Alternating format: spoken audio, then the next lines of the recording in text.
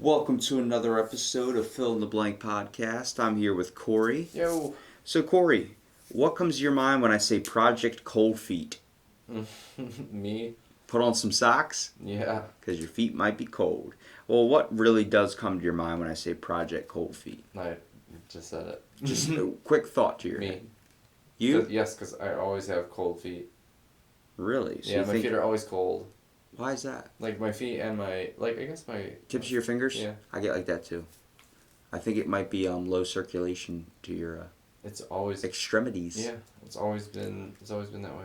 Well, this isn't what Project Coldfeet is actually about. Project Coldfeet was a 1962 Central Intelligence Agency operation to extract intelligence from an abandoned Soviet Arctic drifting ice station.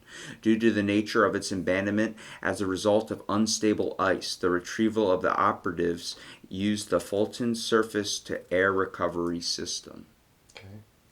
So let's talk about the history of this project. What became known as Operation Coldfeet began in May 1961 when a naval aircraft flying an aeromagnetic survey over the Arctic Ocean reported sighting an abandoned Soviet drift station. A few days later, the Soviets announced that they had been forced to leave station NP9, a different station of NP8 ended up being the target, when the ice runaway used to supply it had been destroyed by a pressure ridge. It was assumed that it would be crushed in the Arctic Ocean. The prospect of examining an abandoned Soviet ice station attracted the interest of the United States Navy's Office of Naval Research. The previous year, ONR had set an acoustical surveillance network on the U.S. drift station used to monitor Soviet submarines. ONR assumed that the Soviets would have a similar system to keep track of the American submarines as they transited the polar ice pack, but there was no direct evidence to support this. Also, ONR wanted to compare Soviet efforts on drift stations with U.S. operations. The problem was how to get MP9. It was too far, too deep into the ice pack to be reached by an icebreaker, and it was out of a helicopter range. So imagine, we're at basically it seems like we're always, no matter if we're at war or not, we're always at conflicts with another country, or someone's always trying to get the dirt or the scoop on what they're working on next. Right. So the Soviet has this ice station, this research facility that they had to abandon, and it just started drifting off into the middle of the ocean. Now we see this, but we can't get to it. How, oh my God, imagine that drive and that just killingness of just trying to get to this thing that is unreachable. You can't send a helicopter to it, and you can't get there with icebreakers because it's just drifting, and it has all this information that could possibly hold secrets to what the Soviets were working on in their research. Mm-hmm. And the Soviets had to abandon it, and they were trying to get it back too, but they couldn't reach it as well. So they're literally, it's the whole idea of having something in your sights, but you can't grasp it. And that's just because they didn't have the technology at the time to be able to exactly, 1961. weather the elements. Well, you got to think, there's something for our side, and we're looking at it like there's this secret knowledge out there that we need to get. And then the Soviets are probably thinking it from, that's our information, we can't give it to the U.S. Well, it's also land to claim. I mean, it's strategic in that sense. You know, whole research base just floated off. Mm-hmm. But it puts you at a good spot, you know? Like, in terms of Russia, it puts you at a great spot because you can connect to, like, any other side of the world, you know what I mean? There's nobody on it, though. It's kind of like you're going over but not around. There's nobody on it, though, so if any territory it drifts into, it's their territory. Mm-hmm. So Russia just lost a base. There's no one on it. They have all their research and information left on this facility, and nobody's there to run it, and it's just drifting through the ocean, and no one can get to it.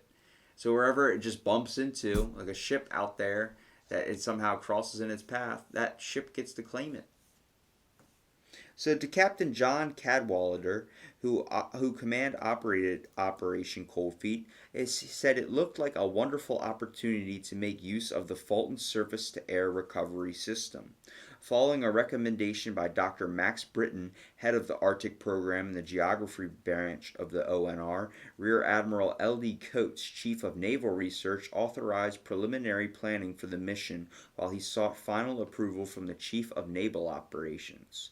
The mission was scheduled for September 1961, a time of good weather and ample daylight. NP-9 would be within 600 miles of the U.S. Air Force Base at Thule, Greenland, the planned launching point for the operation. Do you know the whole idea behind Greenland and Iceland, how they were named? Mm-mm. It was misconstrued. You know, Iceland's actually full of green, luscious land, Yeah. and Greenland's actually full of ice. Yeah. Isn't that ridiculous? Mm-hmm. Someone could make. Why don't we just change it now? Why do we keep it? Right, seriously, it's okay to, like, change. It's okay. You don't have to stick with some things because it's, like, brings up a very valid point. You're talking to a country that's followed by paper written by people that died like 300 years ago that were using candlelight to write shit. Well, like, I and feel we like don't change those laws at all. I feel like it brings up a whole other topic in general, which is, like, it's okay to change. Like, there's some things that are, so many things that are all, like, set in stone, and it's like, that really does not make sense. But that was written by the founding fathers, like, so that's the test of time. Like, why are we still on inches and not in metric system? Because we follow the king's rules. But we're the only country that does this. And you know it's just funny? Change. You know it's funny? Dude, I bet. You know it's really funny, though, that you just said that? It's because the podcast I was listening to a couple hours ago brought up that why do we use inches still and everyone else uses a different type of system? The United States is the only one that is confined to this system. We're the last, literally, country that is defined to using inches. Stupid. That will change soon, especially if we get, like, Andrew Yang for president or somebody like that. Can you imagine teaching the new kids, like, metrics or whatever it is, and then us being stuck to the original basis? Because I don't feel like anybody's willing to change. Like, if you said meters, I wouldn't know what the hell you were talking about. Be like, what's that in feet, bro? Oh, it's about 20 kilometers. What? Well, one selected two highly qualified investigators for the ground assignment. Major James Smith of the United States Air Force was an experienced paratrooper and Russian linguist who had served on the U.S. drift stations Alpha and Charlie. Lieutenant Leonard A. Leshak, a United States representative of the former Antarctic geophysicist, had set up surveillance systems on a T-3 in 1960. Although not jumped qualified, they quickly went through the Navy parachuting course at Naval Air Station Lakehurst, New Jersey. The two men trained on the Fulton retrieval system over the summer, working in Maryland with an experienced P-2V Neptune crew at the Naval Air Test Center at NAS Patonks River, Maryland. Holy crap. Wow. We live there. So the project was put on hold as formal clearance had arrived too late and MP-9 had drifted too far away. So the whole idea, we had this plan, and then it ends up drifting too far away, and now we have to wait. So, bam, close but no cigar. So, news came in March 1962 that another ice station, MP-8, had also been abandoned. That is now two stations that have been abandoned because of ice drifting. Soviet needs to get their act together. Mm-hmm. Holy crap. They did, though. Yeah, they did. Well, this station could be reached from Canadian airfields. So as MP-8 also was a more up-to-date facility than MP-9, the project's target was shifted to NP-8.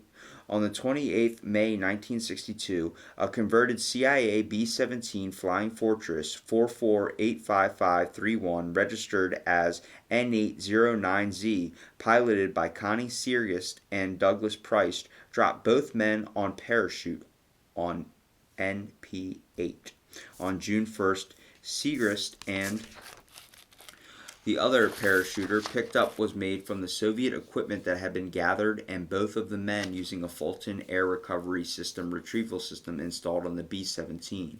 This mission required the use of three separate extractions, first for the Soviet shipment, then of Leshak, and finally of Smith. Operation Coldfeet was a success. The mission yielded information on the Soviet Union's Arctic research activities, including evidence of advanced research on acoustical systems to detect under-ice U.S. submarines and efforts to develop Arctic anti-submarine warfare techniques. That's what the Soviets did not want getting out. Speaking of which, on that note, Did you hear about the? I think it was an orca whale. No, I didn't hear about Russia. Okay, all right, it. all Free right. Willy killing people? Yeah, yeah. No. And there's like an orca whale that had some sort of sensor on it that tied it to being trained by the Russian Navy. Oh, you know the America does that too, right? Oh, totally. With We have dolphins the and stuff, but like Yeah, we have the United States Navy Mammal Program. It's the largest marine mammal. We actually have this just we happened like last week or something. It came yeah up to a boat and they were like, it was in like, yeah, in the Arctic Circle or whatever, and it was like friendly. So they were like, okay, it's already been conditioned to humans. It was like just hanging around, like showing way different, characteristics. And then they saw that there was a sensor on it, and it said something like made in Moscow, but something like that. well, it's probably made in Moscow, which is like a major Russian military country, or actually city. But if you think there's our first starts in the Navy mammal program, like where we started using these types of animals, we actually used to use EMPs hooked to dolphins. And what would happen was, I actually did a podcast on this. I called it it's called Animal Kitty, but it's also Animals Used for War. It's called Animals of War. And it's inspiring because they put bombs on donkeys and horses that never really worked out. It always actually, the bomb went off and actually hurt people that were trying to set off the bomb on other people, because the animals. That's some straight terrorism Well, shit. animals, like, it's hard to control an animal's mind, especially one as simple as that. And did you know the CIA funded a thing called Acoustic Kitty, where we put basically a $10,000 earpiece into a cat and used it as like a secret spy weapon. And the first one we had that was spent $20 million into this cat got hit by a taxi like 10 minutes after we released it to go spy on these people. The whole idea is animals get distracted by senses and things of this sort. When it comes to a dolphin, the very first dolphins we actually tried to militarize, we had an EMP hooked to the side of their head to disable types of bombs and types of wires and stuff. Mm. And it actually was messing with the dolphin's brain frequency and actually made the first couple of dolphins brain dead. Wow. And now we use sea otters and other types of these types of animals for bomb retrieval and scouting for bombs to be able to detect before, like, ships go into an area. If a submarine's going somewhere, we use those types of things to disable bombs. And sometimes we mostly use them for water rescue too. Like if there's like something going on and like at a good distance, the Navy will use like a dolphin or a seal or something that will be able to counteract their drowning process. Much like how we use dogs for water rescue, they're just using a faster, more effective, expensive method of using a more sophisticated animal. But being able to train an animal to do something is hard, because you got to think an animal has senses are more powerful than a human. So a cat smells fish, it's going to run off instead of spying on some people. But it's the whole idea of using animals for war. It's been used for a long, long, long process. So the idea that these ice stations, kind of get back to Project Coldfeet, we were talking about 2 ice stations. We're like, that's weird. Why is 2 ice stations now drifting off? It's because they were using sonar type stuff to try and sense U.S. submarines and use it to disable them or be able to track them. You're doing that. Imagine the frequency it must take to break ice. Or how you think of a certain pitch that breaks glass? Mm-hmm. Imagine they were accidentally hitting a certain frequency that was cracking the ice before and then causing it to drift off. That's probably what happened. Not just that the earth was changing and the ice just broke off randomly. No, it was they probably hit a certain frequency and the ice cracked, and next thing you know, it just started drifting off. I like that. So, the whole idea of secrets, and someone's always kind of working just for another way to kind of downgress another person. You know what I mean? Mm-hmm. Like, we're always kind of researching in our benefit, but also what can we use against our enemies in this way, especially with military types of capabilities. You got to think you have this information that is literally like a secret that is it's just out of arm's reach, and every country is trying to get a piece of it. Like, is it going to drift towards me? Is it going to drift, so when they drop a dog in the courtroom and choose between her or the guy, and the dog looks back and forth and they're both calling to one side, like, come here buddy, remember me, come here buddy. It's like that. Like, we're looking at this island like, come here buddy, come here, float towards me island, float towards me. Come into my territory. Funny. Well, anybody that wants to look up Project Coldfeet, it's definitely something, like a quick little article read. It's only like a page and a half long, but it gives a little thought. So, what does our country do to go for something that's out of reach, and what would you go to find something that's out of reach or just out of arm's length, and your perception might be in the arm's length of somebody beside you. Well, thanks for listening to this episode of Fill in the Blank and hearing that deep emotional thought right at the ending. And thank you, Corey, for being on this episode. Thanks for having me.